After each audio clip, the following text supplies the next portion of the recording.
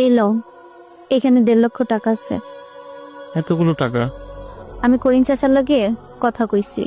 করিং চাচার মার্কেটে 10টা দোকান আছে না, হ্যাঁ। ওইখান থেকে একটা দোকান আমি নিয়েছি। আর আমি অ্যাডভান্স দিয়েছি 50,000 টাকা। আর এইখানে 1.5 লক্ষ টাকা আছে। এই টাকা দিয়ে তুমি দোকানের মাল কিনে কালকে থেকে দোকানটা চালু করো। এতগুলো টাকা কই পাইছো? তোমার থেকে জোর করে করে টাকাগুলো রাখতাম না, ওই টাকাই সে টাকা। ওই টাকাগুলো যদি আমি তোমার থেকে জোর করে না রাখতাম, তাহলে তো আমি এতগুলো টাকা একসাথে জমা করতে পারতাম না। একটা নারী চাইলে একটা সংসার ডুবাইতেও পারে, আবার ভাসাইতেও পারে। এই সংসারটা আমাদের। আমরা যদি সবকিছু মানিয়ে নিতে পারি, তাহলে তো আমরা ভালো থাকবো। আমি তোমার পাশে সব সময় আছি।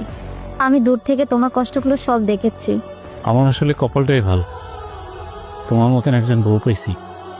তোমার মতন বউ যদি কাছে থাকে, আমার সকল কষ্ট দূর হয়ে যাবে।